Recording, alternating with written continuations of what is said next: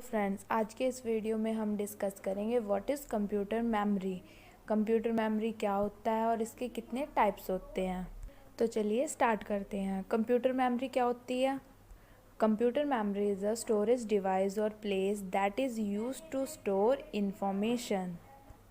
Computer memory एक storage device होता है जिसे हम प्लेस भी कह सकते हैं, जिसका यूज़ हम इंफॉर्मेशन को स्टोर करने के लिए करते हैं। तो ये होता है कंप्यूटर मेमोरी।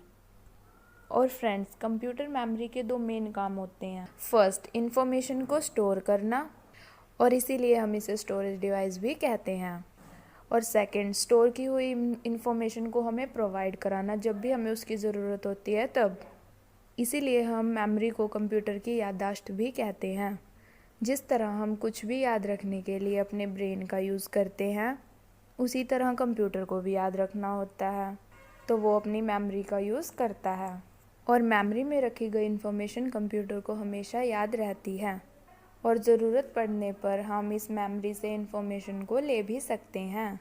तो ये हो गया फ्रेंड्स हमारा मेमोरी। उसके बाद जो नेक्स्ट आता है वो है टाइप्स ऑफ मेमोरी। फर्स्ट होता है फ्रेंड्स हमारा प्राइमरी मेमोरी, और सेकंड होता है सेकेंडरी मेमोरी। तो चलिए देखते हैं प्राइमरी मेमोरी हम किसे कहते हैं। Primary memory. Primary memory is also known as main memory.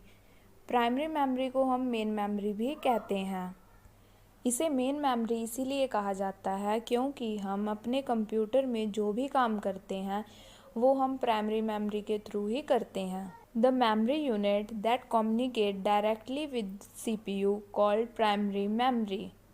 ऐसी मेमोरी यूनिट जो डायरेक्टली CPU से कम्युनिकेट करती है, उस मेमोरी को हम प्राइमरी मेमोरी कहते हैं।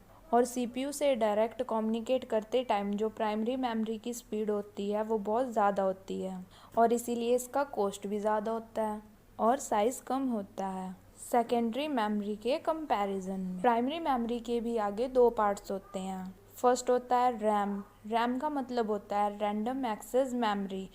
और सेकंड होता है रोम। रोम का मतलब होता है रीड ओनली मेमोरी। रैम के भी फ्रेंड्स आगे दो पार्ट्स होते हैं। डी रैम मतलब डायनामिक रैम, एस रैम मतलब स्टैटिक रैम।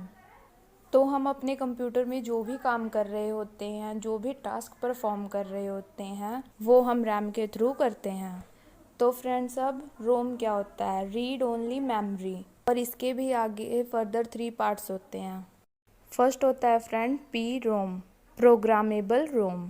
सेकंड होता है फ्रेंड्स ई रोम, इरेजेबल प्रोग्रामेबल रोम।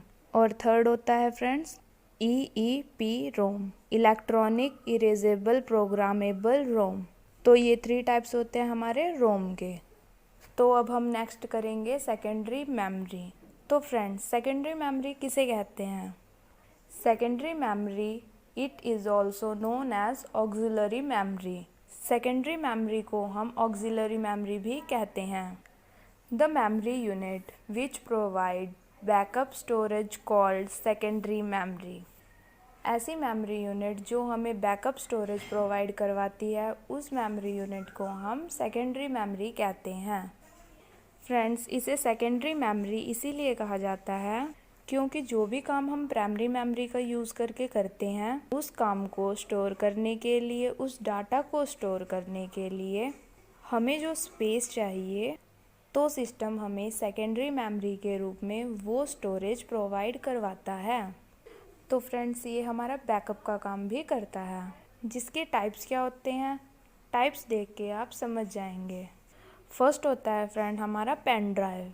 पेन ड्राइव आज के टाइम में बहुत ही ज़्यादा यूज़ होता है। सेकेंडरी मेमोरी को फ्रेंड्स हम एक्सटर्नल सेकेंडरी मेमोरी भी कह सकते हैं, और ये दिखने में भी काफ़ी छोटी होती है, जिसे कैरी करना बहुत आसान होता है। सेकंड होता है फ्रेंड्स हमारा hard disk drive. Hard disk drive हम अपने सिस्टम में सेकेंडरी बैकअप के लिए यूज़ करते हैं। अगर हम कुछ डाटा सेव करना चाहते हैं तब हम इसका यूज़ करते हैं।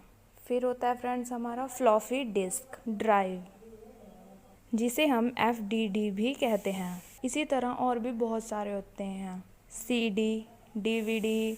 तो ये हो गया फ्रेंड्स हमारा सेकेंडरी मेमोरी।